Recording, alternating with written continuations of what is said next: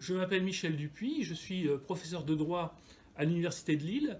Je suis le directeur du master juriste d'entreprise. Ma spécialité, c'est la propriété intellectuelle, mais depuis une bonne vingtaine d'années maintenant, je suis consultant pour les entreprises et je fais globalement le droit des affaires.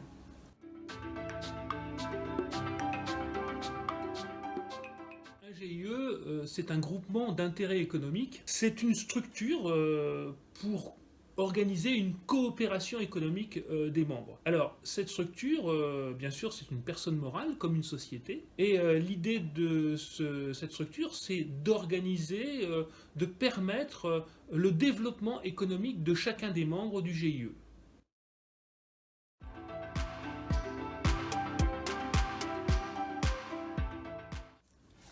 Ici, on avait un cas un peu particulier. Nous avions plusieurs personnes qui avaient déjà une activité économique puisqu'elles étaient sous forme de profession libérale ou auto-entrepreneurs. Et l'idée, c'était d'organiser en fait une structure qui permette de constituer une sorte d'interface entre les entreprises, le monde, les cibles de ces personnes et leur activité. Et donc créer une structure qui permette donc cette interface tout en laissant les individus qui font partie de la structure, leur laissant une certaine forme de liberté, une certaine forme d'autonomie en fait.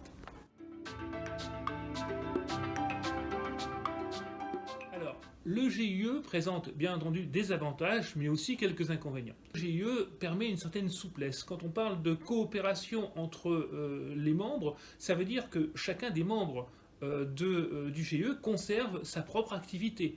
On met en commun des moyens pour développer l'activité des membres, mais chacun reste autonome. C'est une structure quand même assez simple à créer et assez souple, puisque en fait, on peut décider de faire un capital social ou non. Donc c'est une personne morale dans laquelle il n'y a pas nécessairement de capital social. Il y a aussi des avantages fiscaux, parce que on peut opter pour le régime d'imposition de chacun des membres. Alors s'ils sont à l'IR, l'impôt sur le revenu, ben on conserve l'impôt sur le revenu. On peut passer à l'IS si ce sont des personnes morales qui sont membres du GIE.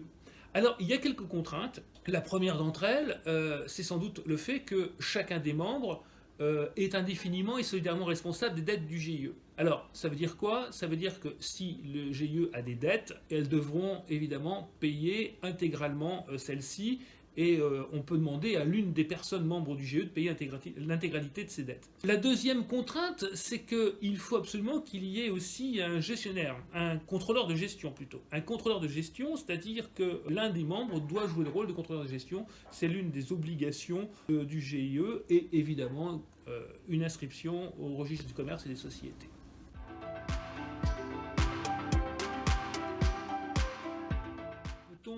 Imaginer un GIE pour toute forme d'activité économique, industrielle ou commerciale? La réponse est non.